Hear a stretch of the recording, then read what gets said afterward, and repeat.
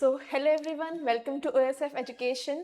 आज हम लोग करने वाले हैं एक काफ़ी इम्पॉर्टेंट टॉपिक आपके बोर्ड एग्जाम्स का। ठीक है, जो बच्चों को काफ़ी लेंदी लगता है और साथ ही साथ काफ़ी कंफ्यूजन भी होता है कि इसको किस तरह से हम टैकल कर सकते हैं। राइट, तो आज हम लोग करने वाले हैं आपके बोर्ड का एक writing portion, that is job application. ठीक है, तो जॉब एप्लीकेशन बेसिकली क्या है, सबसे पहले मैं आपको थोड़ा सा इंट्रोडक्शन दे देती हूँ, फिर हम लोग आगे बढ़ जाएंगे। राइट, अब जॉब एप्लीकेशन मीन्स व्हाट? तो it is a letter written for getting job. ठीक है, ये एक ऐसा लेटर है जो हम कभी भी जॉब लेने के लिए जाते हैं तो हमारे जो एम्प्लॉयर है उसको लिखते हैं। अब इससे होता क्या है, तो it is the introduction the job seeker to the employer. यानी कि मुझे अगर जॉब चाहिए तो मैं जहां पर मुझे जॉब चाहिए वहां पर मेरी इंफॉर्मेशन दे रही हूँ। ठीक है, और उस इंफॉर्मेशन देने का एक फॉर्मेट होता है बच्चों। देखो, job it's you can say it's a commercial thing. ठीक है, तो सारी चीजें जो है वो हम लोग कैसे करेंगे, फॉर्मेट से करेंगे। तो यहाँ पर यही एक क्या है, एप्लीकेशन है जो एक पूरा फॉर्मेट है जॉब सीख करने के लिए। ठीक है, job seeker offers his or her labor and service for return. Therefore, the application for employment act as a personal advertisement. अब देखो यहाँ पे इसका मीनिंग हम थोड़ा सा समझ लेते हैं, फिर हम आगे बढ़ेंगे। कहना क्या चाहते हैं कि जॉब एप्लीकेशन क्यों जरूरी है, not for the boards purpose. ठीक है, आप आफ्टर बोर्ड्स, आफ्टर एजुकेशन कहीं पर जॉब लेने जाते हो तब भी ये चीज प्रैक्टिकली भी बहुत यूजफुल है। राइट, यहाँ पर क्या है, एक आपका पर्सनल एडवर्टीजमेंट है। Means what are your qualities for what they should hire you. ठीक है, ये सारी चीज आप एक प्रॉपर फॉर्मेट में लिख रहे हैं और आपके एम्प्लॉयर या तो जो टू बी एम्प्लॉयर है उसे दे रहे हैं। ठीक है, तो ये एक तरह से क्या हो गया, आपकी पर्सनल एडवर्टीजमेंट। ठीक है, job application contains appeal for the job along with the job seekers personal data like name, address, qualification and experience. ठीक है, यहाँ पर आपकी क्वालिटी होगी और साथ ही साथ आपके कुछ पर्सनल डेटा होंगे, जैसे कि आपका नाम, एड्रेस, आपकी क्वालिफिकेशंस और अगर एक्सपीरियंस है तो वो, ये जो सारी चीज है ना, इसको हम बोलेंगे बायोडाटा। ठीक है, वो हम पूरा जो फॉर्मेट है उसके साथ करेंगे। आई होप यहाँ पर आपको क्लियर है कि job application is basically what. ठीक है, तो अब हम आगे बढ़ते हैं कि जो जॉब एप्लीकेशन है वहां पर हमने बोला कि बायोडाटा क्या होता है। ठीक है, तो बायोडाटा क्या होता है बेसिकली, तो it's person's life experience and achievement. It should be representative of all your personal and professional detail in specified format. See, आप जब भी अपना फर्स्ट इंप्रेशन दे रहे हो तो वो आपके पहले इंटरव्यू से नहीं होगा, वो होगा आपके जॉब एप्लीकेशन। ठीक है, तो ये क्या हो गया, एक स्पेसिफाइड फॉर्मेट में ये सारी चीजें आपको, आपकी पर्सनल डिटेल्स जो भी जरूरी है, ठीक है, according to your job role, और आपके जो प्रोफेशनल डिटेल्स हैं वो सारी की सारी डिटेल्स आपको देनी है। पर किस तरह से, फॉर्मेट। ठीक है, it is generally divided into 4 parts, और ये जो 4 पार्ट्स है वही हमारा आने वाला टॉपिक है। Personal details, qualification, experience and references. References किसको बोलेंगे, रेफरेंसेस मतलब कि जहां से आपको पता चला है कि यहाँ पर कोई वैकेंसी अवेलेबल है। ठीक है, तो इन 4 पार्ट में हमने क्या किया है, जो हमारा बायोडाटा है उसको डिवाइड किया। Clear with this? चलिए, अब हम समझते हैं जो हमारा लेटर है उसका फॉर्मेट। देखो, देखने में ये तो आपको काफी सिंपल या तो नॉर्मल जो हमारा फॉर्मल लेटर है वैसा ही लग रहा है। ठीक है, पर यहाँ पर डिफरेंट क्या है, तो ये जो है ना बच्चों, इसको हम बोलेंगे कवर लेटर। आज हम जॉब एप्लीकेशन एकदम डिटेल में कर लेंगे। ठीक है, तो आपको आने वाले हर स्टैंडर्ड में फिर जॉब एप्लीकेशन है वो याद रह जाएगा, आपको बार बार जो है वो तैयारी नहीं करनी पड़ेगी। ठीक है, it is also known as cover letter. ठीक है, कवर लेटर मतलब क्या है कि आप बहुत ही ब्रीफ में क्या कर रहे हैं, आप अपनी यू कैन से की डिटेल्स दे रहे हैं। ठीक है, आपके बारे में बता रहे हैं। ठीक है, हम देखते हैं क्या कह रहे हैं ये लोग। अब यहाँ पर क्या है, तो जो फॉर्मेट है वो क्या है, तो सबसे पहला है यहाँ पर सेंडर का एड्रेस। ठीक है। सबसे पहले हम जो है वो हमारा एड्रेस लिखेंगे। यहाँ पर जो लेटर फॉर्मेट में एड्रेस होता है वही एड्रेसिंग का फॉर्मेट रहेगा, ठीक है। लेटर का फॉर्मेट नहीं चेंज करना है, पर जो रीजन है लिखने का वो यहाँ पर क्या हो जाएगा, चेंज हो जाएगा, ठीक है।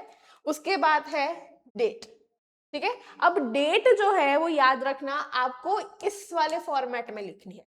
इस वाले फॉर्मेट में मतलब आप मंथ का नाम लिखेंगे, ठीक है। वो DDMMYY वाला फॉर्मेट हम यूज नहीं कर रहे हैं, यही फॉर्मेट में हमें डेट लिखनी है, ठीक है। उसके बाद रिसीवर का नाम और रिसीवर का एड्रेस। देन आता है क्या, हमारा सब्जेक्ट। सब्जेक्ट मतलब हम ये लेटर क्यों लिख रहे हैं, कवर लेटर क्यों लिख रहे हैं। अब कवर लेटर बेसिकली हम एम्प्लॉयर को या जो भी हमारे इंटरव्यू लेने वाले लोग हैं उन्हें, इंटरव्यूअर्स जो है उन्हें हम क्या बता रहे हैं, एक ब्रीफ नोट दे रहे हैं कि हम क्यों ज्यादा सूटेबल है उस पोजीशन के लिए, ठीक है। तो application for the position of sports coach, ठीक है। अब यहाँ पर किस बारे में एप्लीकेशन लिखनी है, तो किसी स्कूल में, सनशाइन पब्लिक स्कूल जो है उस स्कूल में हमें क्या करना है, एप्लीकेशन लिखनी है, ठीक है। कौन सी पोजीशन के लिए, तो स्पोर्ट्स कोच है उस पोजीशन, ठीक है। तो यहां तक तो हमारा जो बेसिक कवर लेटर का फॉर्मेट था वो, ठीक है। उसके बाद हमें क्या लिखना है, सैल्यूटेशन, ठीक है। सैल्यूटेशन क्या होता है, मतलब वही हमारा डियर या रिस्पेक्टेड सर। और अब ये वाला जो पैराग्राफ है ना बेटा, ये आप लोग अपने मार्क्स के अकॉर्डिंग सेट करेंगे, ठीक है। किसी को जॉब एप्लीकेशन 8 मार्क्स में आता है, किसी को 6 मार्क्स में, किसी को 5 मार्क्स।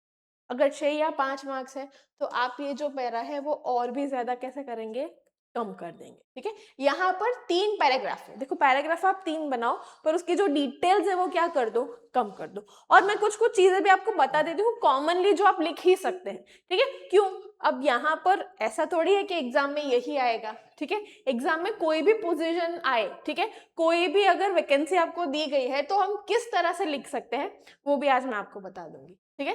तो सबसे पहला क्या है, पैराग्राफ 1, ठीक है। पैराग्राफ 1 में क्या बोला है, introduce yourself and mention the job, ठीक है। सबसे पहले क्या करना है, आपको इंट्रोड्यूस करना है अपने आप को, और आपका जॉब जो जो भी रिक्वायरमेंट यहाँ पर बताई गई है वो mention.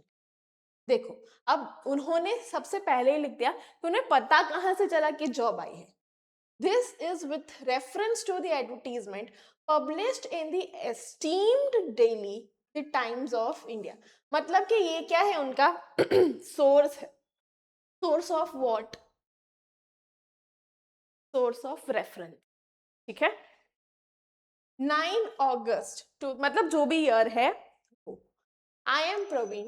I find myself very suitable for the same as I have not only a degree in physical education but I am also a certified coach in athletics from the Sports Authority of India having an experience of 7 years. देखो cover letter लिखने का ना meaning यही है कि आप दूसरे candidate से अलग कैसे है ना। अब यहाँ पर अल्टीमेटली उन्हें क्या चाहिए, हमारी भाषा में बोले तो उन्हें पीटी टीचर चाहिए, ठीक है। अब पीटी टीचर के लिए ऐसी कौन सी अलग क्वालिफिकेशन है प्रवीण के पास कि ये जो स्कूल है वो उसको ही हायर करे। तो उन्होंने ऐसा बोल तो दिया कि वो सिर्फ उनके पास डिग्री नहीं है, साथ ही साथ अलग से एक अचीवमेंट है। किस चीज का अचीवमेंट है, स्पोर्ट्स अथॉरिटी ऑफ इंडिया का, ठीक है। मतलब वो ज्यादा क्वालिफाइड है बाकी सारे कैंडिडेट से, और साथ ही साथ उसके पास एक्सपीरियंस है ऑफ दिस 7 years, ठीक है। 5 years प्लस एक्सपीरियंस है, दैट मीन्स ही इज और she is enough well to do this, right. I would like to bring into notice that I possess all of aforementioned qualities required for the job. अब देखो यहाँ पर first जो paragraph है ना, first paragraph में उसने क्या किया, उसके जितनी भी अचीवमेंट या जितना भी उसकी यूनिकनेस थी वो उसने भी। सेकेंड पैराग्राफ में आपको क्या करना है, you have to tell the reason behind applying for the job or suitability for it, ठीक है। अब यहाँ पर स्कूल्स की जो रिक्वायरमेंट है वो उस पर क्या कर रही है, लग रही है, I would like to bring into notice that I possess all the aforementioned qualities required for the इस जॉब के लिए जितनी भी क्वालिफिकेशंस या जितनी भी क्वालिटीज चाहिए वो प्रवीण के पास. I am enclosing a copy of my biodata for your partial and kind consideration. ठीक है, अब यहाँ पर कवर लेटर के साथ साथ उन्होंने क्या किया है, बायोडाटा अटैच किया है. तो मतलब कवर लेटर तो हम करेंगे, साथ में बायोडाटा में कौन सी चीजें आती है वो भी हम लोग सीखेंगे. ठीक है, ये हो गया आपका सेकंड पैराग्राफ. अब थर्ड पैराग्राफ क्या है, तो इट इज द कंक्लूजन. ठीक है, कि भाई आप किस तरह से आउटलुक दे रहे हैं. I am available for the interview on any day of your convenience. Means देखो, जितने भी कवर लेटर हम लोग लिखेंगे ना, काफी काइंडनेस के साथ, ठीक है, एक ग्रेटिट्यूड के साथ हमें लिखना है, क्योंकि एक पोलाइट नेचर जो है हमारा वो यहाँ पर शो होगा. If given a chance to serve you, I assure you that I shall work within utmost sincerity and dedication up to your satisfaction. Looking forward to working for Sunshine Public School. हमेशा हमेशा जब भी interview देने के लिए आप जाए या इस तरह से हम जॉब एप्लीकेशन लिखे, याद रखना एक चीज, आपके वर्ड्स बहुत ही पॉजिटिव होने चाहिए. ठीक है, एम्प्लॉयर शुड बी ग्रेटफुल और एम्प्लॉयर शुड बी हैप्पी. उसको यही लगना चाहिए कि ये जो इंसान है वो काफी एंथुजियास्टिक है, हमारे इंस्टीट्यूशन के लिए अच्छे से काम करेगा.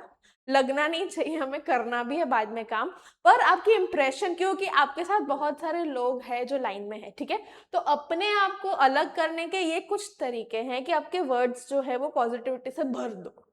ठीक है, तो यहाँ पर उसने यही किया है कि भाई वो सर्व करेगा अच्छे से. तो ये आपका थर्ड पैराग्राफ, और बाद में यही हमारा जो क्लोजिंग है वो. ठीक है, आपका नाम, और साथ में आपको लिखना है कि क्या क्या चीज आपने वहां पर एनक्लोज्ड की है.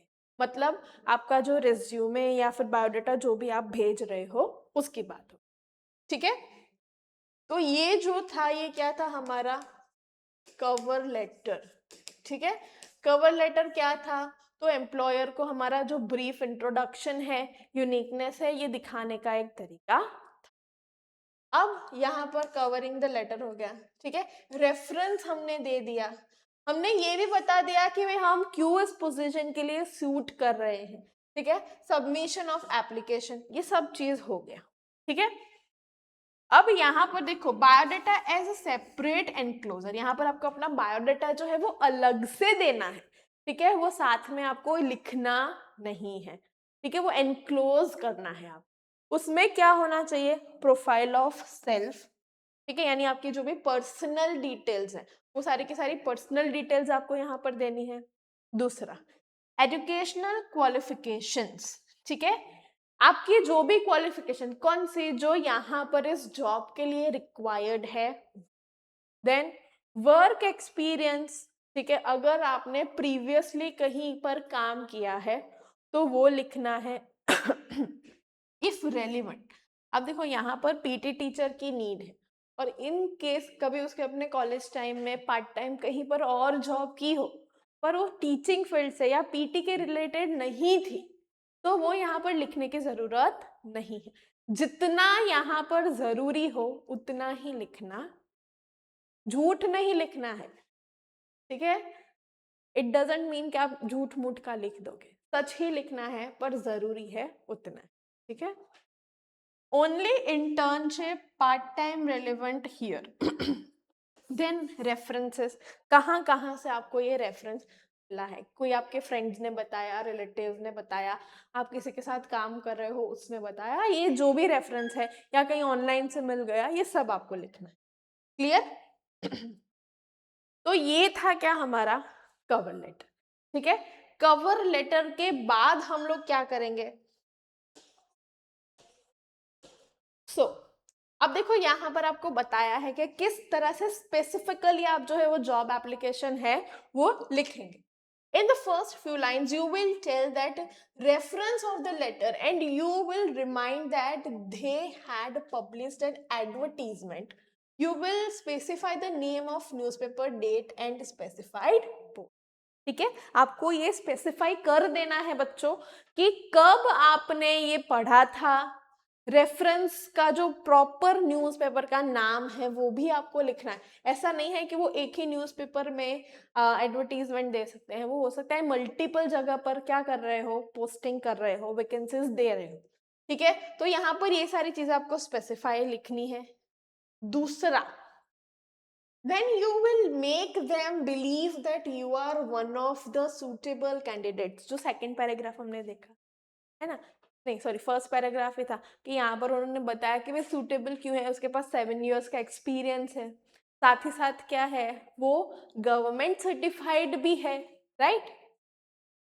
The suitable candidate for the job post and your experience matches the requirement, so you wish to apply for the, ठीक है, यही चीज आपको करनी है जो हमने कवर लेटर में। Then you will do the same for promise, like you will tell them that you will work hard for the organization, है ना। ज्वाइन करने के बाद भी आप वैसे ही अच्छा काम करोगे, जितने अच्छे आपके पीछे के अचीवमेंट्स है आप उन्हें प्रॉमिस कर रहे हो कि आगे भी वो अचीवमेंट ऐसे ही करते जाएंगे, स्कूल के लिए भी उतना ही, मतलब जो भी इंस्टीट्यूशन है उसके लिए भी वो उतना ही डेडिकेशन से काम करेंगे। ओके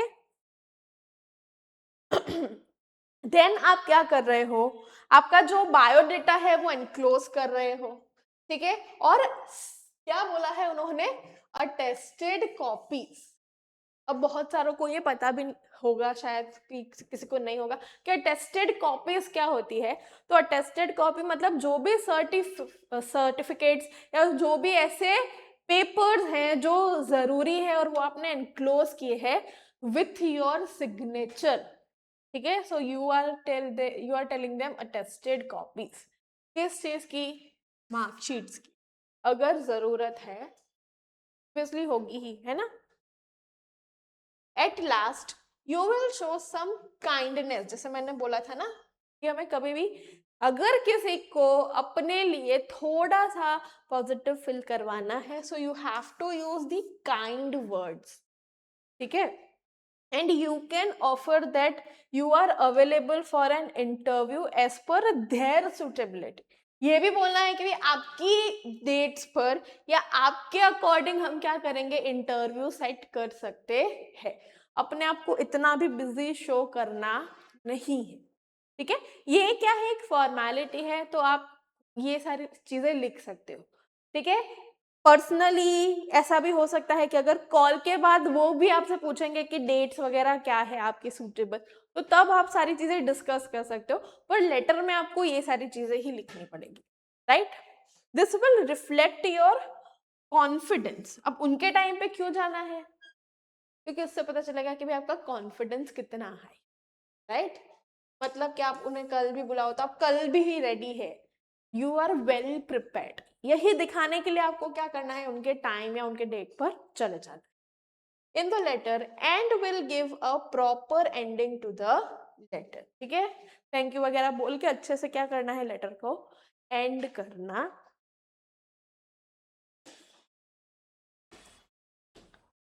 ओके अब आगे हम क्या करेंगे, एनक्लोजर देंगे। अब देखो यहाँ पर एक क्वेश्चन है अच्छा सा, तो पूरा जॉब एप्लीकेशन इससे समझ लेते हैं, ठीक है। क्या बोला है, write an application for the post of assistant manager in Newtech limited Mumbai, include your biodata, you are Neeraj Kumar of 14 new town Delhi. ये हो गया किसका, सेंडर का एड्रेस, ठीक है। और आपको लिखना किसको है एड्रेस, तो यहाँ पर आपको लिखना है न्यूटेक लिमिटेड मुंबई जो कंपनी है उसको लिखना। किस चीज के लिए लेटर लिखना है ये समझ लो, तो for the post of assistant manager, है ना। कई बार बच्चे समझ ही नहीं पाते हैं क्वेश्चन देखकर कि भाई किसको लेटर लिखना है, कौन सी पोस्ट के लिए, ठीक है।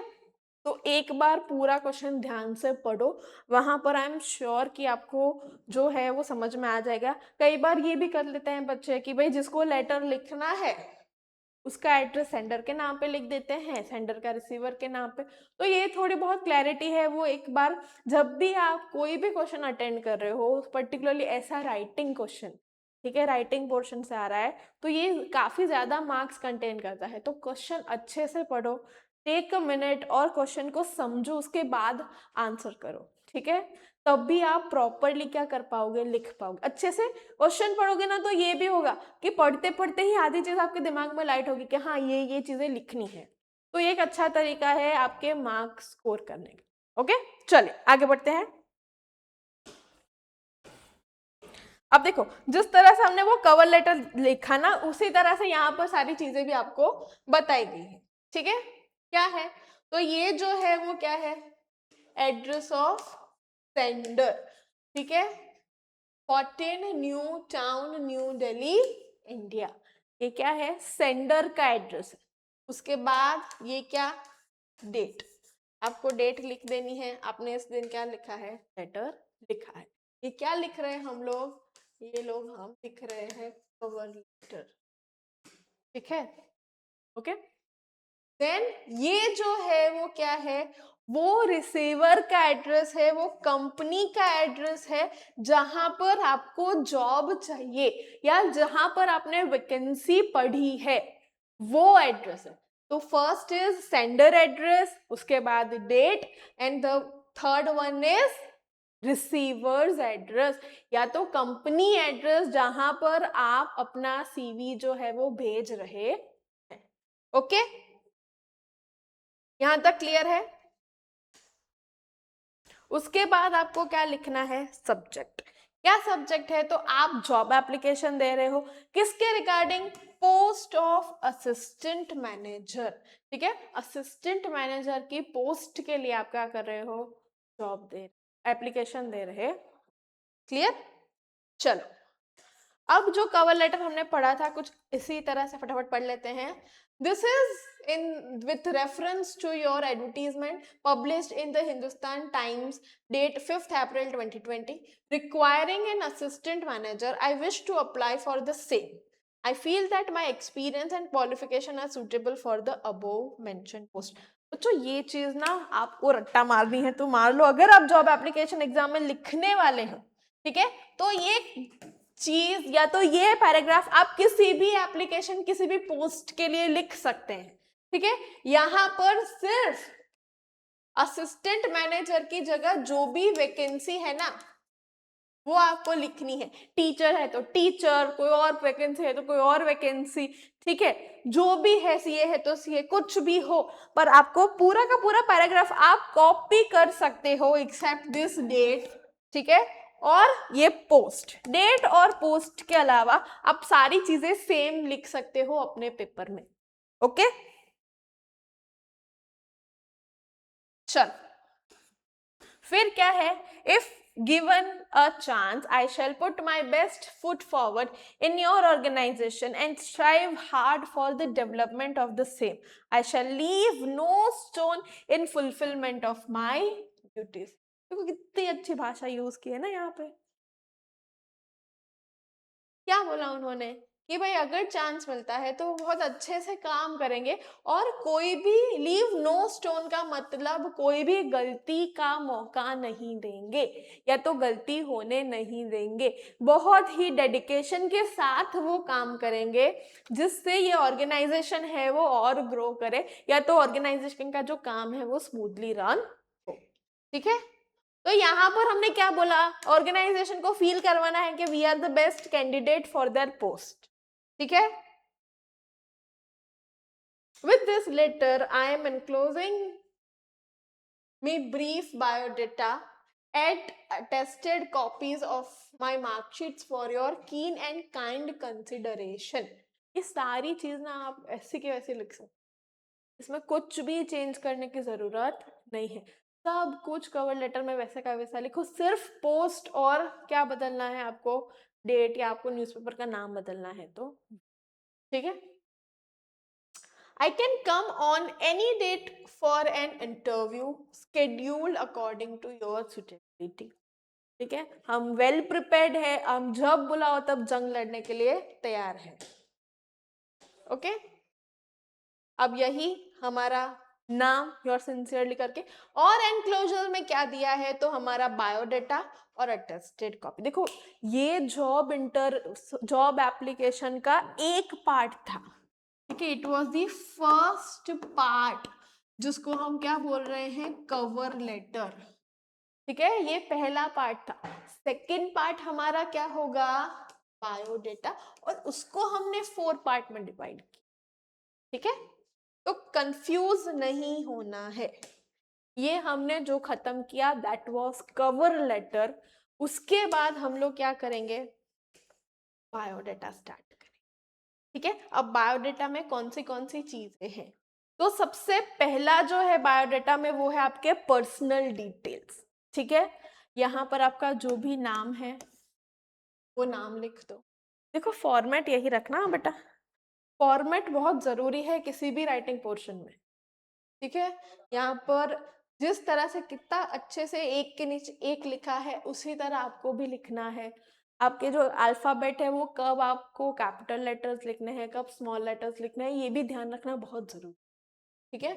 फिर फादर्स नेम, अगर कोई गर्ल है, मैरिड है, पीछे हस्बैंड का नाम लिखते हैं, तो यहाँ पर हस्बैंड का नाम भी लिख सकते हैं, ठीक है। Date of birth in expanded form, यानी यहाँ पर अगर हम लिख रहे हैं तो इसी तरह आपको लिखना है, ठीक है। 25 जुलाई 2001, इस तरह से नहीं लिखना है, ये नहीं चलेगा, ये गलत है, ठीक है। आपको या तो आप लिख सकते हैं इस तरह से,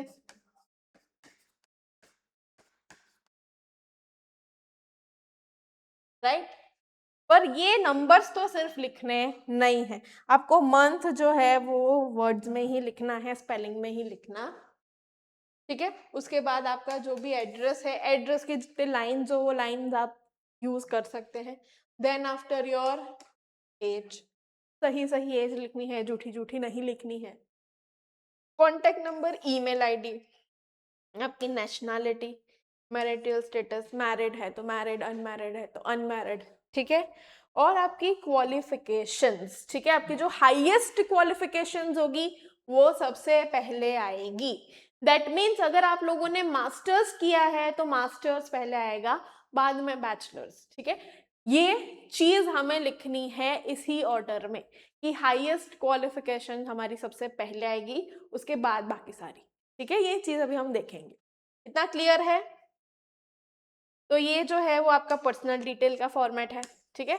आगे बढ़ते हैं, आगे हमने क्वालिफिकेशन, जैसे अभी मैंने बोला, ठीक है, क्वालिफिकेशन जब हम लिखते हैं ना तो 2-3 चीजें मैं आपको बता दूं जो आपको यहाँ पर बिल्कुल नहीं करनी है, फिर आगे बढ़ते हैं। जब भी हम लोग क्वालिफिकेशन लिखे, मेहरबानी करिए या तो आप ईयर्स ना लिखे कि कौन से ईयर में आपने कौन सी क्वालिफिकेशन कंप्लीट की है, या तो आप ईयर्स लिखे तो कैलकुलेशन के साथ लिखे ना। बहुत सारे बच्चे एक ही साल में मास्टर्स भी कर लेते हैं, बैचलर्स भी कर लेते हैं, तो इतना महान हमें बनना नहीं है। मेरी एडवाइस है ईयर्स स्किप करो, ओके। अब देखो क्वालिफिकेशन जब आप इस तरह मेंशन करना तो टेबल फॉर्मेट ही बनाइए, ठीक है। यहाँ पर आपको क्या करना है, टेबल फॉर्मेट अच्छे से बना लेना है, ठीक है। और सबसे पहली क्वालिफिकेशन जो हाईएस्ट है, जो लास्ट है वो फर्स्ट होगी, ठीक है। MBA इन मार्केटिंग, तो वो आपकी लास्ट क्वालिफिकेशन है, so you will write it in a first. कहाँ से की है वो लिखना है, मार्क्स, ग्रेड्स, जो भी आप लिखो वो सारा, ठीक है। अपनी जो भी आपने आगे अचीवमेंट्स बताई है उसका अकॉर्डिंग लिख सकते हैं। उसके बाद आपकी बैचलर्स, उसके बाद 12th और 10th, इसी ऑर्डर में लिखिएगा, ठीक है। पहले 10th 12th फिर बैचलर फिर मास्टर, ऐसे नहीं। क्यों? क्योंकि आपको वो 10th के बेस पर जॉब नहीं दे रहा है, ठीक है। आपकी हाईएस्ट क्वालिफिकेशन के अकॉर्डिंग आपने क्या किया है, अप्लाई किया है, तो नजर सीधी वहां पर जानी चाहिए। 10th में फिर कुछ परसेंटेज कम हो गए तो उससे उन्हें फर्क पड़ेगा नहीं, राइट। क्या समझ में आया? तो ये आपका क्वालिफिकेशन का फॉर्मेट है, ठीक है। नाम, यूनिवर्सिटी का नाम, ठीक है। यहाँ पर देखो स्कूल का अगर आपके ही सिटी में है तो आप स्कूल का नाम लिखिए, कोई बात नहीं है। अगर आपकी सिटी में नहीं है या तो आप अच्छे कोई एमएनसी वगैरह में दे रहे हैं तो आप अपने यहाँ पर बोर्ड का नाम लिख सकते हैं, जैसे यहाँ पर सीबीएसई बोर्ड लिखा है उस तरह से, ठीक है। उसके बाद एक्सपीरियंस, ठीक है। अब देखो एक्सपीरियंस भी हम किस तरह से लिख रहे हैं, तो एक्सपीरियंस उन्होंने सबसे पहले लिखा है फ्रॉम 2008 टू 2012। अब एक्सपीरियंस लिखे तो मेरी मानिए तो आपके जॉब प्रोफाइल के अकॉर्डिंग ही आपको एक्सपीरियंस लिखना है, जो मोस्ट रिलेवेंट ही हो वही एक्सपीरियंस यहाँ पर लिखे, ठीक है। यहाँ पर मार्केटिंग मैनेजर के तौर पर उन्होंने काम किया है, ठीक है। कंपनी का नाम, सेकेंड 2012 से आज तक वो क्या कर रहे हैं, हेड मार्केटिंग का काम कर रहे हैं, ये कंपनी का नाम, ठीक है। तो उनके एक और दो एक्सपीरियंस हो सके तो दो से ज्यादा एग्जाम में ना लिखिए, ठीक है। अच्छे दो चीजें होगी, एक तो एक्सपीरियंस यहाँ पर दो ही कंपनी में है पर लॉन्गर पीरियड ऑफ टाइम के लिए है, means you have learn something, you have achieved something from a particular institution और particular company and then after you have left the job to achieve something new, ठीक है। ये show कर रहा है स्टेबिलिटी। हर एक कंपनी चाहेगी कि उनकी जो पोजीशन है ना मैनेजर की, तो हर 1-2 साल में मैनेजर चेंज करना कोई नहीं चाहेगा। तो जिस तरह की आपकी पोजीशन हो उसी अकॉर्डिंग आपको क्या करना है, एक्सपीरियंस भी लिखना, ठीक है। तो ये उन्होंने लिखा एक्सपीरियंस। उसके बाद आपको क्या लिखना है, तो उसके बाद आपको लिखना है आपकी जो भी अचीवमेंट्स हो, ठीक है। ये तो क्वालिफिकेशन था एक्सपीरियंस। अदर अचीवमेंट्स जिसको हम बोल सकते हैं, यानी कि कोई अगर स्पोर्ट्स में आपने कुछ अचीव किया हो, डांसिंग फील्ड में कुछ अचीव किया हो, कोई दूसरा आपको नेशनलाइज्ड स्टेट लेवल पर कोई सर्टिफिकेशन मिला हो, तो वो सारी अचीवमेंट्स आपको यहाँ पर लिखनी है। आपका जस्ट टैलेंट शो करना है कि भाई आप कितने टैलेंटेड हो, ठीक है। उसके बाद लैंग्वेजेस, जितनी भी भाषाएं आपको आती है वो लिखो। स्किल्स, वीकनेस, एग्जाम के लिए हम लोग क्या करेंगे, नहीं लिख, ठीक है। हॉबीज लिखनी है तो लिख सकते हैं, जैसे रीडिंग हो गया, ट्रैवलिंग हो गया, कॉमन हॉबीज जो है वो आप लिखेंगे। देन रेफरेंसेस मतलब आपको कहाँ से इस जॉब के बारे में पता चला, rather it can be relatives, अगर रिलेटिव्स है तो उनके नाम लिखो, रिलेटिव की जगह फ्रेंड्स भी हो सकते हैं तो उनके भी क्या लिखना है, नाम। और कुछ ना हो तो रेफरेंसेस में न्यूज़पेपर है, ठीक है, कोई एडवर्टीजमेंट है कहीं पर सुना आपने, वो सारी, सोशल मीडिया आजकल नया आया है सोशल मीडिया, तो वो लिख सकते हैं। देन डिक्लेरेशन क्या होता है, तो हम लिखते हैं ना, here bye I declare that, ये जो भी सारी इंफॉर्मेशन है वो रेलिवेंट है, मैंने ही दी है, सच ही है, अगर झूठ हुई तो उसकी रिस्पॉन्सिबिलिटी भी मेरी ही है। तो ये जो क्या होता है डिक्लेरेशन होता है, तो वो आपको डिक्लेरेशन लिखना है। डेट लिखनी है और प्लेस लिखनी है, कहाँ से आप लिख रहे हैं, और बाद में आपके जो है वो सिग्नेचर करने हैं।